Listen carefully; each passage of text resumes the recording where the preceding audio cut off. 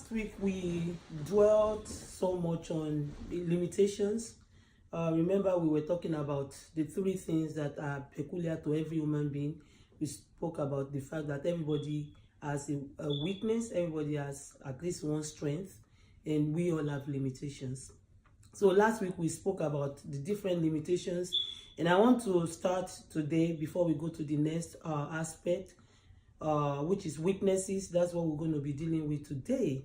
For limitations, they are more external things than personal. So I need to kind of make that clear, because your limitations can come because of your parents, your culture, environment, school system. I mean, they're more external. But the one I want to talk about today is very personal, and I want you to own it. The reason is, if you don't make those changes in your life, nobody is going to make the changes for you. We all have weaknesses. So that you have a weakness doesn't make you weird or abnormal. It's normal. It's human nature. However, not controlling your weaknesses or being conscious of it can put you in a position of being irresponsible. Pretty much, I want to say that your weaknesses eventually can tarnish your character. They can tarnish your image if you're not conscious of those weaknesses. Your weakness can become a hindrance to sound judgment when not curtailed. Your weaknesses provides the opening for major crises and vices. Your weakness opens up a loophole in your life that can make you fall, make you fail, make you falter, or become a victim of life circumstances or tragedy. And the good thing is, you can overcome any crisis or battle as long as you are able to overcome your weaknesses. There's no warfare, there's no battle, there's no opposition you cannot overcome if you are able to overcome your weaknesses in life. And there's no battle, no matter how little, that you can overcome if you have not been able to overcome your weaknesses. So the weaknesses you fail to overcome will overcome you. And that is very critical, because when we think in line with the consequences of not managing our human tendencies, it can really be costly. And on your path to purpose, those are things that you need to safeguard. Those are things that you need to address before you even start talking about purpose. If you don't address those issues, it doesn't matter the plan of God for your life, you can be messed up. So the list of human weaknesses remains unending. And sometimes some of the things that we call weaknesses or negative tendencies can be acceptable in certain cultures. Accepting those things doesn't mean that they are right. And because they are acceptable, people think they can continue to just misbehave or do things any kind of way. I want to say this, that the fact that some culture accepts wrongdoing as a norm can never make it right. The fact that certain cultures, or maybe families or group or environments, accept certain weaknesses as a normal thing can never make it right.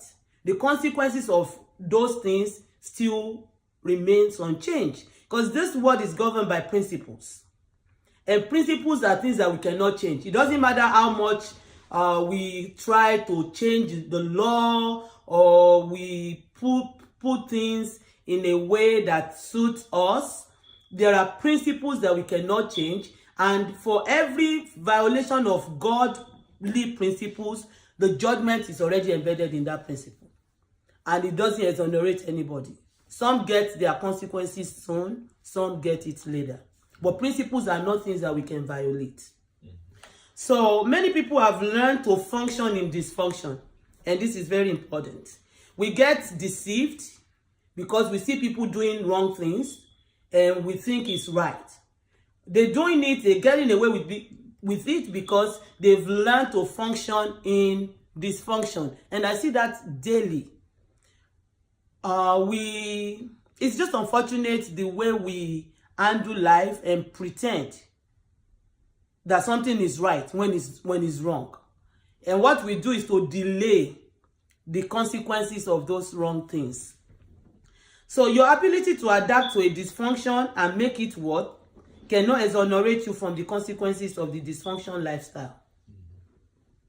Adaptation is a very good thing, but it has its disadvantages. And I'm putting this in your head for you to understand that there are certain things you cannot adapt to. It's a choice. So it's okay to make things work, but it's better to make things right. It takes time to make things right. It's easier to adjust and make things work.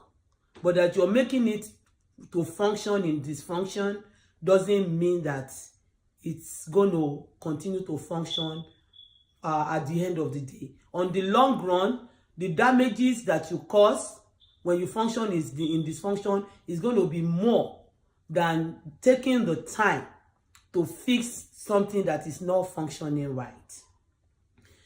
I'm using that to establish a fact that your weaknesses are not something that you want to pretend that they don't exist.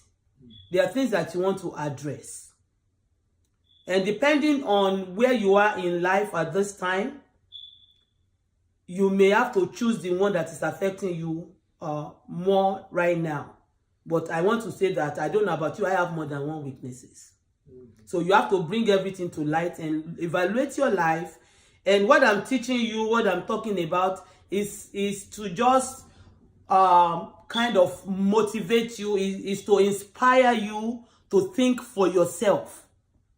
Because I can't do the thinking for you. You know the peculiar weaknesses that you're dealing with.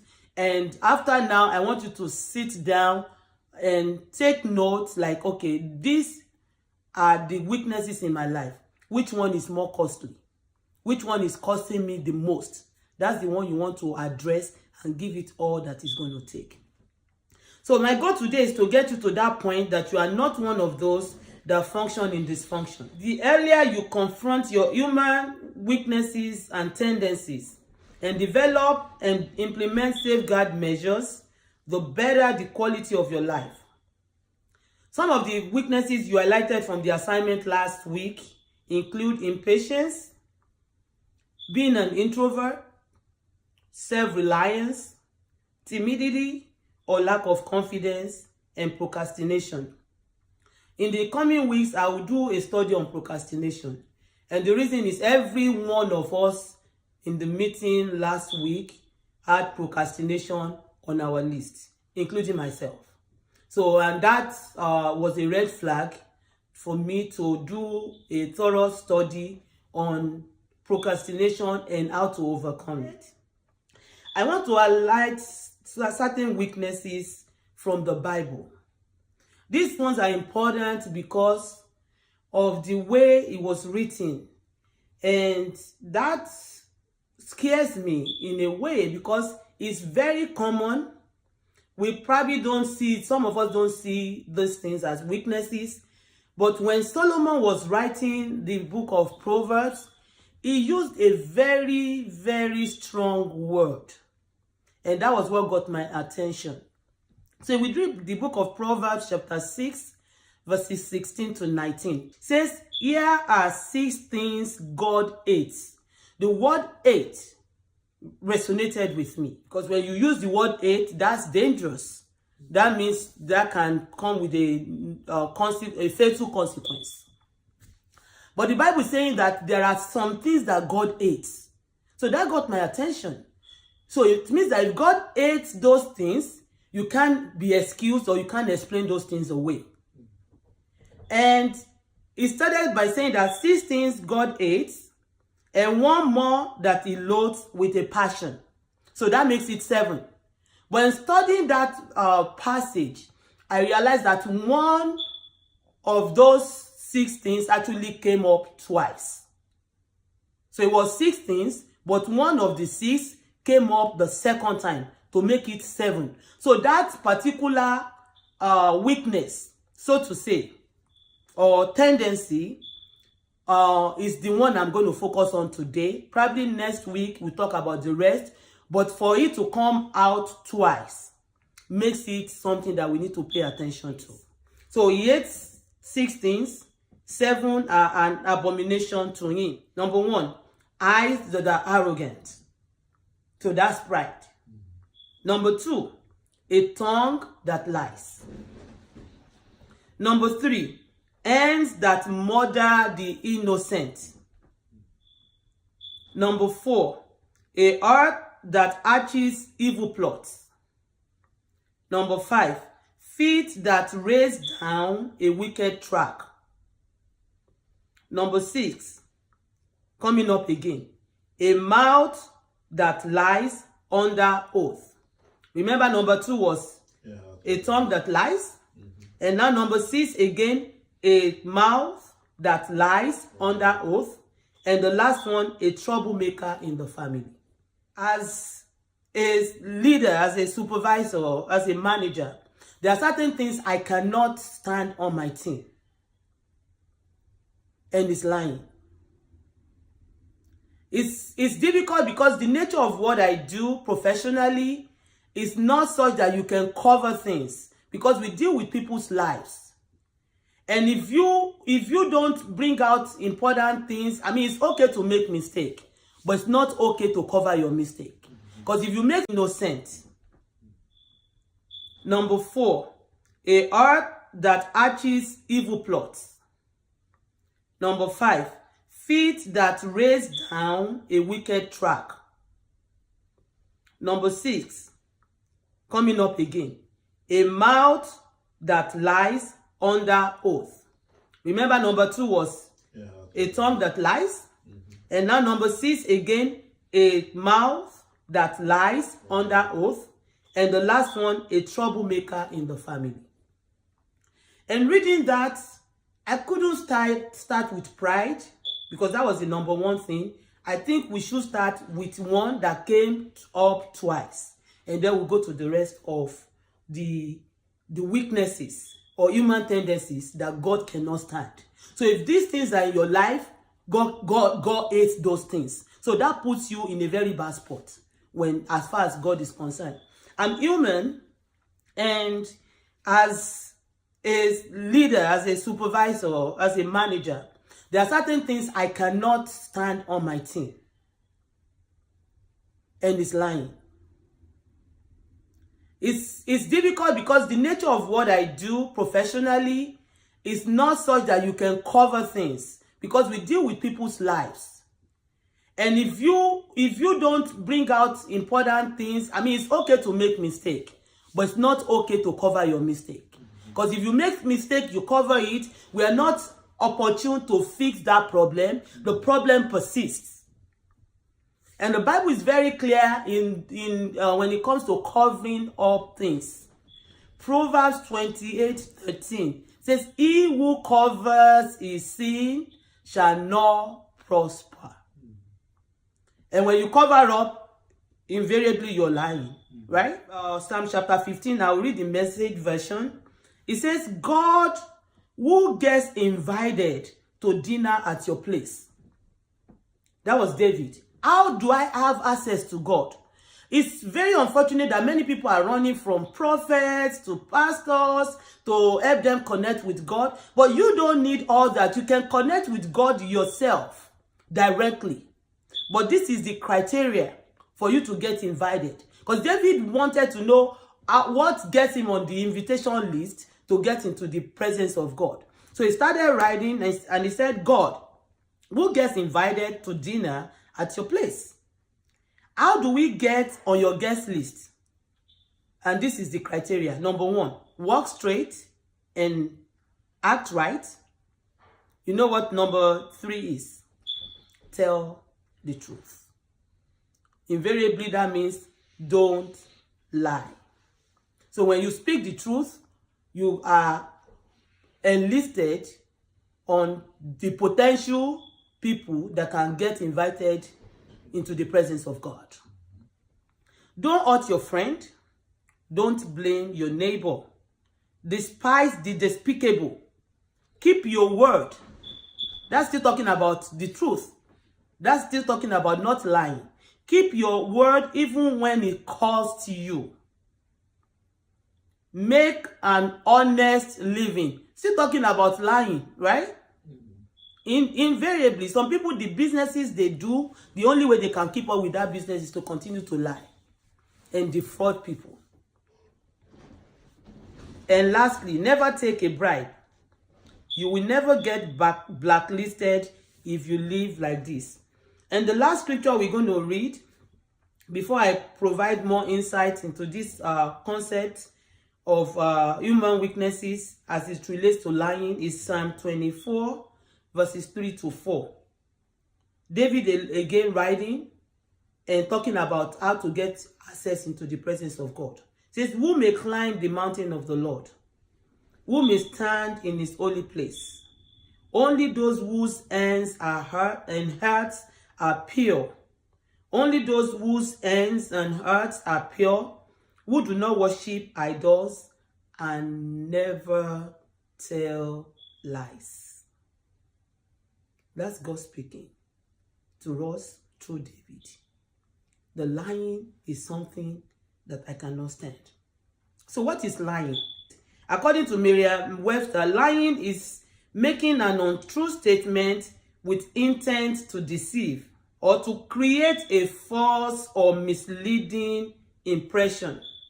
Then the question is, what are the examples of ways by which we lie?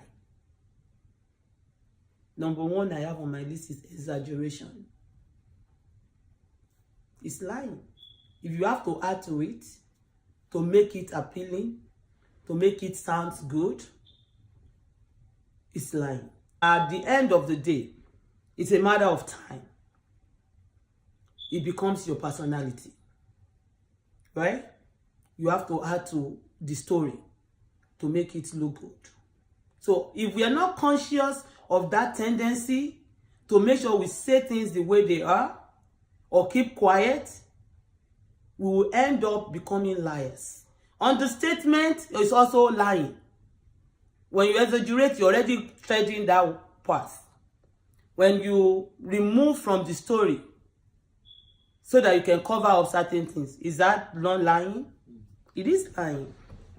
So cooking up story to impress is lying. Defense mechanism is lying.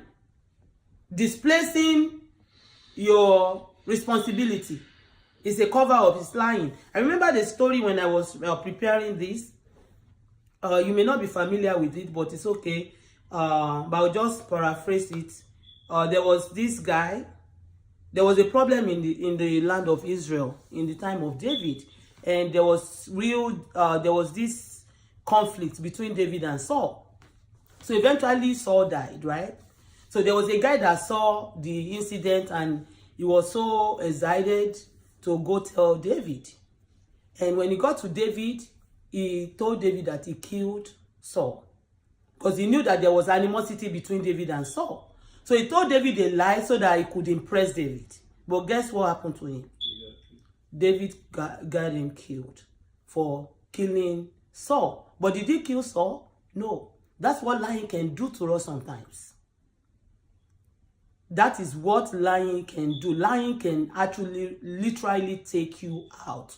And we've seen that, I mean, recently in social media, we saw that staged fight or whatever we want to call it. For what?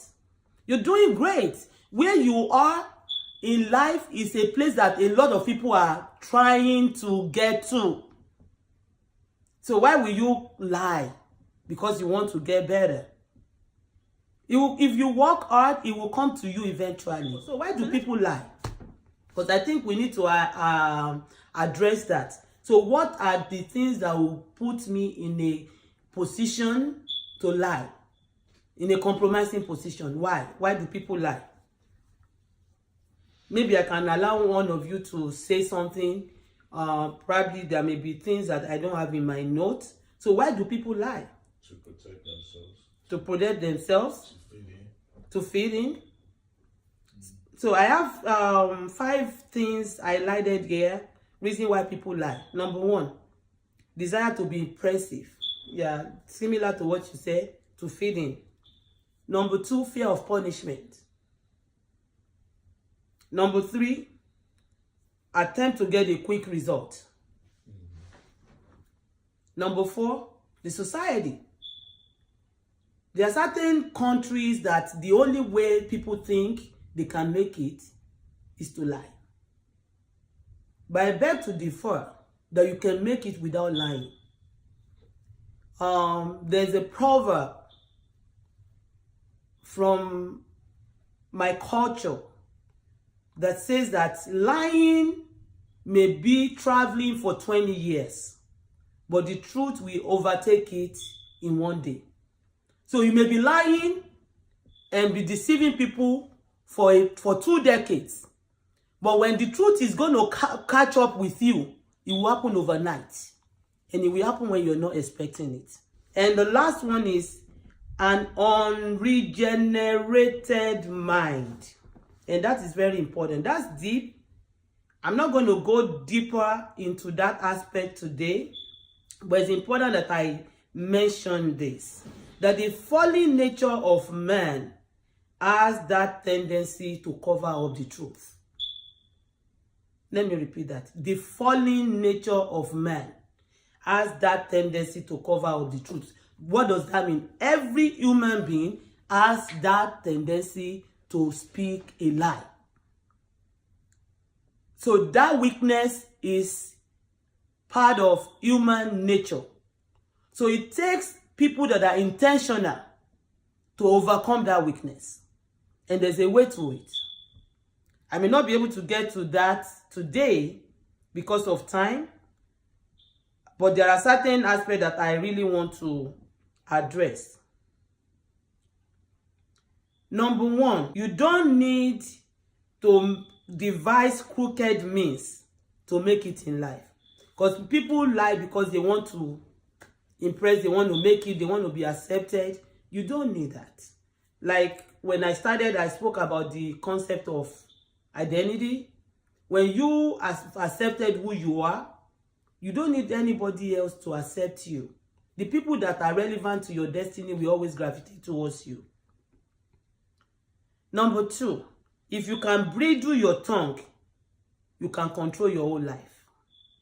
If you can bridle your tongue, you can control your whole life. A lot of problem we get into is because of our tongue. Lastly, anybody that lies tells me something. I'm a little hesitant to say this, but I'll say it. There's a connection between you and the devil if you're lying. And I have a scripture to support that. John chapter 8 verse 44. Lying is one of the devil's character. It says, for you are the children of your father the devil, and you love to do the evil things he does. He was a murderer from the beginning. He has always hated the truth because there's no truth in him. When he lies, it is consistent with his character, for he is a liar and the father of lies. So when you lie, it means that the devil is your dad. And I know there's nobody here that wants the devil to be his dad. So that's an homework that you're going to go back home and look at your life. Like, do I exaggerate? Is mine understatement? Do I like to impress people? And because I want to be accepted, I have to come up with a story. I've met people that lie for no reason. Like, they lie about their house. I don't care about where you live. They lie about their academic achievements. That's your headache. It doesn't make any difference. Whatever you become is for you. So why do you need to lie to people about who you're not? Some people lie about their parents. It shows you're empty within. Does it make sense? It shows when you lie to impress, it reveals the depth of your emptiness.